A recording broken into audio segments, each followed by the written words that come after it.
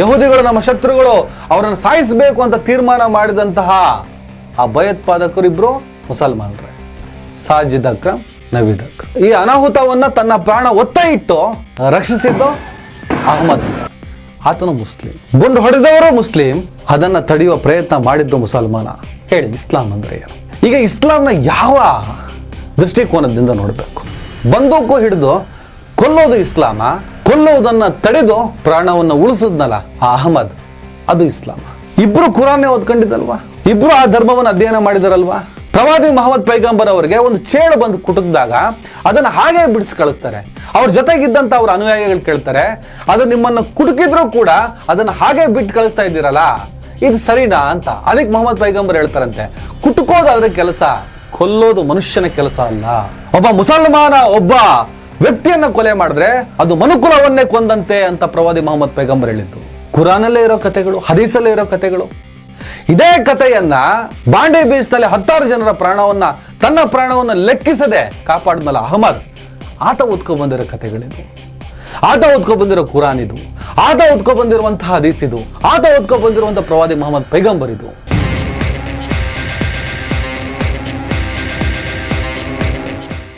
Hello, ನಮಸ್ಕಾರ. ಆಸ್ಟ್ರೇಲಿಯಾದ concept ಬಗ್ಗೆ ನಿನ್ನೆನೇ ಮಾತಾಡಬೇಕು ಅಂತಿದ್ದೆ.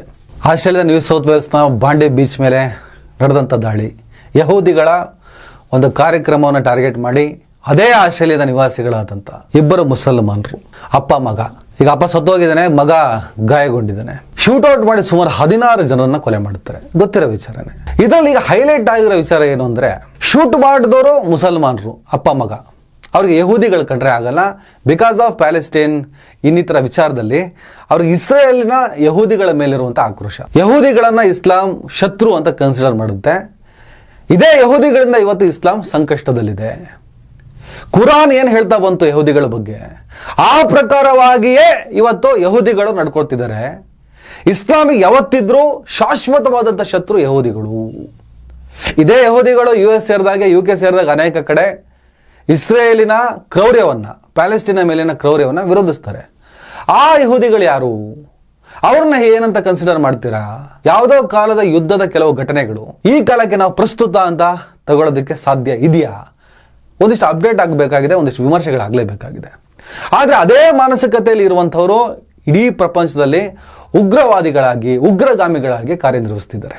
ಶಾಂತಿ ಪ್ರೀತಿಯನ್ನು ಸಾರುವಂಥ ಧರ್ಮದಲ್ಲಿರುವ ಕೆಲವು ಅಂಶಗಳನ್ನು ಜಿಹಾದ್ ಅಂತ ತಗೊಂಡು ಒಂದಿಷ್ಟು ಅಮಾಯಕರನ್ನು ಕೊಲ್ಲುವ ಮೂಲಕ ಸ್ವರ್ಗಕ್ಕೆ ಹೋಗ್ಬಿಡ್ತೀವಿ ಅನ್ನುವಂತಹ ಭ್ರಮೆಯಲ್ಲಿರುವ, ಅದಕ್ಕೆ ಕುರಾನನ್ನ, ಇಸ್ಲಾಮನ್ನ ಉದಾಹರಿಸುವಂಥ ಮಾನಸಿಕತೆ ಬಹಳ ಕೆಟ್ಟದಾಗಿ ಕೆಲಸ ಮಾಡ್ತಾ ಇದೆ ಪ್ರಪಂಚದಲ್ಲಿ. ಒಂದಿಷ್ಟು ಭಯೋತ್ಪಾದಕ ಮೈಂಡ್ ಸೆಟ್ಗಳು ಮಾಡ್ತಾ ಇರುವ ಕೆಲಸಕ್ಕೆ ಒಂದು ಇಡೀ ಸಮುದಾಯ ಅಪರಾಧದ ಕಟಕಟೆಯಲ್ಲಿ ನಿಲ್ಲುವಂತ ಪರಿಸ್ಥಿತಿ ಇದೆ. ಅದಕ್ಕೆ ಪೂರಕವಾಗಿ ಮೇಲಿನ ಮೇಲೆ ಪಹಲ್ಗಾಮ್ ಆಯ್ತು, ಡೆಲ್ಲಿ ಬ್ಲಾಸ್ಟ್ ಆಯ್ತು, ಬೆನ್ನಿಗೆ ಆಸ್ಟ್ರೇಲಿಯಾದ ನ್ಯೂ ಸೌತ್ ವೇಲ್ಸ್ನ ಬಾಂಡೆ ಬೀಚ್ ನಲ್ಲಿ ಯಹೂದಿಗಳನ್ನು ಟಾರ್ಗೆಟ್ ಮಾಡಿ ಅಪ್ಪ ಮಗ 50 ವರ್ಷದ ಸಜೀದ್ ಅಕ್ರಮ್, ಮಗ 24 ವರ್ಷದ ನವೀದ್ ಅಕ್ರಮ್, ಇವರಿಬ್ಬರು ಗುಂಡಿನ ದಾಳಿ ನಡೆಸಿ ಸಾಯಿಸ್ತಾರೆ. ಹೀಗೆ ಗುಂಡಿನ ದಾಳಿ ನಡೀತಾ ಇರಬೇಕಾದ್ರೆ ಅದೇ ನ್ಯೂ ಸೌತ್ ವೇಲ್ಸ್ನ ನಿವಾಸಿ, ಅದೇ ಬಾಂಡೆ ಬೀಚಿಗೆ ಬಂದಂತ ಒಬ್ಬ ವ್ಯಕ್ತಿ, ಆ ಅಪ್ಪ ಇದ್ದಾನಲ್ಲ ಅವ ಸಜೀದ್, ಆತ ಗುಂಡು ಹೊಡಿತಾ ಇರ್ತಾನೆ. ಆತನ ಮೇಲೆ ಬಿದ್ದು ಬಂದೂಕನ್ನ ಕಸ್ಕೊತಾನೆ. ಆ ಸಂದರ್ಭದಲ್ಲಿ ಅವನ ಮಗ ನವೀದು ಹಾರಿಸೋ ಗುಂಡು ಅಹಮದ್ ಕೈಗೆ ಬೀಳುತ್ತೆ. ದೊಡ್ಡ ಅನಾಹುತವನ್ನು ತಪ್ಪಿಸ್ತಾನೆ. ಗೊತ್ತಿದೆ ಇಬ್ರು ಗುಂಡು ಹೊಡಿತಾ ಇದ್ದಾರೆ, ಒಬ್ಬನ ಹಿಡಿದ್ರೆ ಇನ್ನೊಬ್ಬನ ಕೈಲಿ ಅನಾಯಾಸವಾಗಿ ಸಿಕ್ಕಾಕೋತೀನಿ ಅಂತ ಗೊತ್ತಿದ್ದು ಕೂಡ ಈ ಒಂದು ಪರಾಕ್ರಮವನ್ನ, ಸಾಹಸವನ್ನ ಮೆರೆದು 10 ಜನರ ಪ್ರಾಣವನ್ನು ಉಳಿಸ್ತಾನೆ. ಇದೇ ಸಂದರ್ಭದಲ್ಲಿ ತಾನು ಕೂಡ ಗುಂಡೇಟನ್ನು ತಿಂದು ಕೆಳಗೆ ಬೀಳುತ್ತಾರೆ. ಇವತ್ತು ಆಸ್ಟ್ರೇಲಿಯಾ ಸರ್ಕಾರ ಆ ವ್ಯಕ್ತಿನ ಹೀರೋ ಅಂತ ಕರೀತಿದ್ದಾರೆ. ಆತನ ಹೆಸರು ಅಹಮದ್ ಅಂತೇಳಿ, ಅಲ್ ಅಹಮದ್ ಅಂತೇಳಿ. ಯಹೂದಿಗಳು ನಮ್ಮ ಶತ್ರುಗಳು, ಅವರನ್ನು ಸಾಯಿಸಬೇಕು ಅಂತ ತೀರ್ಮಾನ ಮಾಡಿದಂತಹ ಆ ಭಯೋತ್ಪಾದಕರಿಬ್ರು ಮುಸಲ್ಮಾನರೇ, ಸಾಜಿದ್ ಅಕ್ರಮ್, ನವೀದ್ ಅಕ್ರಮ್. ಈ ಅನಾಹುತವನ್ನ ತನ್ನ ಪ್ರಾಣ ಒತ್ತ ಇಟ್ಟು ರಕ್ಷಿಸಿದ್ದು ಅಹಮದ್ ಅಂತ. ಆತನು ಮುಸ್ಲಿಂ, ಗುಂಡು ಹೊಡೆದವರು ಮುಸ್ಲಿಂ, ಅದನ್ನ ತಡೆಯುವ ಪ್ರಯತ್ನ ಮಾಡಿದ್ದು ಮುಸಲ್ಮಾನ. ಹೇಳಿ, ಇಸ್ಲಾಂ ಅಂದ್ರೆ ಏನು? ಈಗ ಇಸ್ಲಾಂನ ಯಾವ ದೃಷ್ಟಿಕೋನದಿಂದ ನೋಡಬೇಕು? ಬಂದೂಕು ಹಿಡಿದು ಕೊಲ್ಲೋದು ಇಸ್ಲಾಮ, ಕೊಲ್ಲುವುದನ್ನ ತಡೆದು ಪ್ರಾಣವನ್ನು ಉಳಿಸಿದ್ನಲ್ಲ ಆ ಅಹಮದ್, ಅದು ಇಸ್ಲಾಮ. ಇಬ್ರು ಕುರಾನ್ನೇ ಓದ್ಕೊಂಡಿದ್ದಲ್ವಾ, ಇಬ್ರು ಆ ಧರ್ಮವನ್ನು ಅಧ್ಯಯನ ಮಾಡಿದಾರಲ್ವಾ. ಇದನ್ನ ನಾವು ಹೇಗೆ ವ್ಯಾಖ್ಯಾನ ಮಾಡ್ಬೋದು, ಇದನ್ನ ಯಾವ ರೀತಿಯಲ್ಲಿ ನಾವು ವಿಮರ್ಶೆ ಮಾಡ್ಬೋದು ಅಂದ್ರೆ, ಈ ಬಂದೂಕು ಹಿಡಿದು ಗುಂಡಿಟ್ಟು ಒಂದಿಷ್ಟು ಜನ ಕೊಂದ್ರಲ್ಲ, ಅವರು ಕುರಾನನ್ನ, ಅವರು ಇಸ್ಲಾಂನ ಓದ್ಕೊಂಡಿದ್ದಾರೆ, ಆದರೆ ಸರಿಯಾಗಿ ಓದ್ಕೊಂಡಿಲ್ಲ. ಅವರನ್ನ ತಡೆದು 10 ಜನರ ಪ್ರಾಣವನ್ನು ಉಳಿಸಿದ್ನಲ್ಲ ಅಹಮದ್, ಆತ ಸಂಪೂರ್ಣವಾಗಿ ಆ ಧರ್ಮಗ್ರಂಥವನ್ನ ಅಧ್ಯಯನ ಮಾಡಿರ್ಬೋದು. ಯಾವುದೇ ಧರ್ಮ ಗ್ರಂಥಗಳು ಕ್ರೌರ್ಯವನ್ನು ಸಾರೇ ಇಲ್ಲ.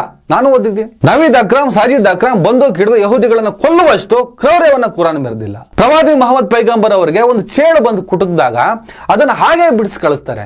ಅವ್ರ ಜೊತೆಗಿದ್ದಂತ ಅವ್ರ ಅನುಯಾಯಿಗಳು ಕೇಳ್ತಾರೆ, ಅದು ನಿಮ್ಮನ್ನು ಕುಟುಕಿದ್ರು ಕೂಡ ಅದನ್ನ ಹಾಗೆ ಬಿಟ್ಟು ಕಳಿಸ್ತಾ ಇದ್ದೀರಲ್ಲ, ಇದು ಸರಿನಾ ಅಂತ. ಅದಕ್ಕೆ ಮೊಹಮ್ಮದ್ ಪೈಗಂಬರ್ ಹೇಳ್ತಾರಂತೆ, ಕುಟುಕೋದಾದ್ರೆ ಕೆಲಸ, ಕೊಲ್ಲೋದು ಮನುಷ್ಯನ ಕೆಲಸ ಅಲ್ಲ. ಒಬ್ಬ ಮುಸಲ್ಮಾನ ಒಬ್ಬ ವ್ಯಕ್ತಿಯನ್ನ ಕೊಲೆ ಮಾಡಿದ್ರೆ ಅದು ಮನುಕುಲವನ್ನೇ ಕೊಂದಂತೆ ಅಂತ ಪ್ರವಾದಿ ಮೊಹಮ್ಮದ್ ಪೈಗಂಬರ್ ಹೇಳಿದ್ದು. ಕುರಾನಲ್ಲೇ ಇರೋ ಕಥೆಗಳು, ಹದೀಸಲ್ಲೇ ಇರೋ ಕಥೆಗಳು. ಇದೇ ಕಥೆಯನ್ನ ಬಾಂಡೆ ಬೀಚ್ ನಲ್ಲಿ 10 ಜನರ ಪ್ರಾಣವನ್ನ, ತನ್ನ ಪ್ರಾಣವನ್ನ ಲೆಕ್ಕಿಸದೆ ಕಾಪಾಡಿದ್ನಲ್ಲ ಅಹಮದ್, ಆತ ಓದ್ಕೊ ಬಂದಿರೋ ಕಥೆಗಳಿದು. ಆತ ಓದ್ಕೊ ಬಂದಿರೋ ಕುರಾನ್ ಇದು, ಆತ ಓದ್ಕೊ ಬಂದಿರುವಂತಹ ಹದೀಸ್ ಇದು, ಆತ ಓದ್ಕೊ ಬಂದಿರುವಂತಹ ಪ್ರವಾದಿ ಮೊಹಮ್ಮದ್ ಪೈಗಂಬರ್ ಇದು. ಆ ಟೆರರಿಸ್ಟ್ಗಳಿದಾರಲ್ಲ ನವೀದ್ ಮತ್ತು ಸಜೀದ್, ಅವ್ರು ಸೇರಿದಾಗ ಈ ಲಷ್ಕರ್ ತೈಬಾ ಇರ್ಬೋದು, ಇಂಡಿಯನ್ ಮುಜಾಹಿದ್ದೀನ್ ಇರ್ಬೋದು, ಅಲ್ ಖೈದಾ ಇರ್ಬೋದು, ಯಾರ್ಯಾರು ಟೆರರಿಸ್ಟ್ಗಳಿದಾರಲ್ಲ ಇಡೀ ಪ್ರಪಂಚದಲ್ಲಿ ಮನುಕುಲವನ್ನ ನಾಶ ಮಾಡೋದಕ್ಕೆ ಹುಡ್ಕೊಂಡಿದಾರಲ್ಲ, ಇವ್ರು ಯಾರು ಕೂಡ ಯಾವುದೇ ಕಾರಣಕ್ಕೂ ಯಾವುದೇ ಧರ್ಮಕ್ಕೆ ಸೇರಿದವರಲ್ಲ. ಯಾವುದೇ ಕೃತ್ಯಗಳು ನಡೆದಾಗ ಆತನ ಹೆಸರಿನ ಆಧಾರದ ಮೇಲೆ ಧರ್ಮವನ್ನ ಮುನ್ನೆಲೆಗೆ ತಂದು ಚರ್ಚೆ ಮಾಡೋದು ಸಿಕ್ಕಾಪಟ್ಟೆ ನಡೆಯುತ್ತೆ. ಬಹುಶಃ ಸಜೀದ್ ಅಕ್ರಮ್, ನವೀದ್ ಅಕ್ರಮ್ ಮಾಡಿದಂತ ಕೃತ್ಯ, ಆನಂತರ ಪೊಲೀಸ್ ಎನ್ಕೌಂಟರ್ ಅಲ್ಲಿ ಇಬ್ರು ಸತ್ತೋಗಿದ್ರೆ, ಅಹಮದ್ ಅನ್ನುವಂಥ ಕ್ಯಾರೆಕ್ಟರ್ ಇಲ್ಲಿ ಎಂಟ್ರಿ ಆಗದೆ ಇದ್ದಿದ್ರೆ ಇಡೀ ಪ್ರಪಂಚದಲ್ಲಿ ಈಗ ಮುಸಲ್ಮಾನ ಟೆರರಿಸಂ ಬಗ್ಗೆ ಬಹಳ ದೊಡ್ಡ ಪ್ರಮಾಣದ ಚರ್ಚೆಯಾಗಿ ಮುಸಲ್ಮಾನರೆಲ್ಲ ಟೆರರಿಸ್ಟ್ಗಳೇ ಅನ್ನುವಂಥ ದೊಡ್ಡ ವಾದ ವಿವಾದ ವಾಗ್ವಾದ ನಡೀತಾ ಇತ್ತು. ಆದರೆ ಅಹಮದ್ ಅನ್ನುವಂಥ ಒಂದು ಪಾತ್ರ ಅಲ್ಲಿ ಪ್ರವೇಶ ಆಗಿ ಆ ವಾದ ಅಲ್ಲಿಗೆ ಸತ್ತು ಹೋಗಿದೆ. ಆ ಕಾರಣಕ್ಕೆ ಹೇಳ್ತೀನಿ, ಯಾವುದೇ ವ್ಯಕ್ತಿಯ ಹೆಸರಿನ ಆಧಾರದಲ್ಲಿ ಯಾವುದೇ ಕೃತ್ಯ ಆದ್ರೆ ಅದಕ್ಕೆ ಧರ್ಮವನ್ನ ಕಟ್ಟಕಟ್ಟೆಯಲ್ಲಿ ನಿಲ್ಲಿಸಿ ಚರ್ಚೆ ಮಾಡಬಾರ್ದು ಅಂತ ಅನೇಕ ಉದಾಹರಣೆಗಳು ಕೊಟ್ಟಿದ್ದೀನಿ. ಉಮೇಶ್ ರೆಡ್ಡಿ 18-20 ರೇಪ್ಗಳನ್ನು ಮಾಡಿ ಕೊಲೆಗಳನ್ನು ಮಾಡಿದ್ದೇನೆ. ಉಮೇಶ ಅನ್ನೋ ಹೆಸರು ಇರೋದ್ರಿಂದ ರೇಪಿಸ್ಟ್ಗಳು ಅಂತ ಹೇಳೋದಕ್ಕೆ ಸಾಧ್ಯನಾ? ಹೇಳೋದಕ್ಕಾಗ್ತದ? ಈ ದಾಳಿ ಮಾಡಿದವರು ಐಸಿಸ್ ಚಿಂತನೆಯಿಂದ ಪ್ರೇರಿತರಾಗಿ ದಾಳಿ ಮಾಡಿದ್ದಾರೆ ಅಂತ ತನಿಖೆಯಿಂದ ತಿಳಿದಿದೆ. ಸುಮಾರು 16 ಜನ ಸಾವನ್ನಪ್ಪಿದ್ದಾರೆ. ಅದರಲ್ಲಿ ಗೈದ ಹೆಸರಿನ 10 ವರ್ಷದ ಬಾಲಕಿ ಇದ್ದಾಳೆ. ಬ್ರಿಟಿಷ್ ಮೂಲದ ರಾಬ್ಬಿ, ಆತ ಧಾರ್ಮಿಕ ನಾಯಕ, ರಿಟೈರ್ಡ್ ಪೊಲೀಸ್ ಅಧಿಕಾರಿ, ಫ್ರಾನ್ಸ್ ಮೂಲದ ಯುವ ಸಾಕರ್ ಆಟಗಾರ, ರಗ್ಬಿ ತಂಡದ ಮ್ಯಾನೇಜರ್, ಒಬ್ಬ ಗ್ರೇಟ್ ಗ್ರ್ಯಾಂಡ್ ಫಾದರ್ ಸೇರಿದ ಹಾಗೆ ಅನೇಕರು ಈ ದಾಳಿಯಲ್ಲಿ ಸತ್ತೋಗಿದ್ದಾರೆ. ಸುಮಾರು 27 ಜನರು ಗಾಯಗೊಂಡು ಆಸ್ಪತ್ರೆಯಲ್ಲಿ ಚಿಕಿತ್ಸೆ ತಗೋತಿದ್ದಾರೆ. ಇವತ್ತು ಆಸ್ಟ್ರೇಲಿಯನ್ ಪಾಲಿಗೆ ಹೀರೋ ಅಂತ ಕರೆಸ್ಕೊಳ್ತಿರುವಂಥ ಅಹಮದ್ ಕೂಡ ಗಾಯಗೊಂಡು ಆಸ್ಪತ್ರೆಯಲ್ಲಿ ಚಿಕಿತ್ಸೆ ಪಡೆಯುತ್ತಿದ್ದಾರೆ. ಉಗ್ರರ ವಿನಾಶ ಆಗಲಿ, ಇಡೀ ಜಗತ್ತು ಒಟ್ಟಾಗಿ ಈ ಉಗ್ರರನ್ನ ಬುಡ ಸಮೇತ ನಾಶ ಮಾಡಲಿ.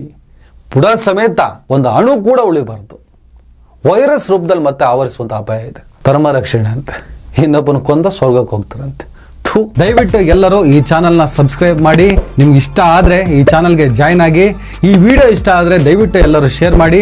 ಸ್ವತಂತ್ರ ಪತ್ರಿಕೋದ್ಯಮವನ್ನು ಬೆಂಬಲಿಸಿ. ನನ್ನ ಯುಕ್ತಿಗೆ ನಿಮ್ಮ ಶಕ್ತಿಯೇ ಶ್ರೀರಕ್ಷೆ.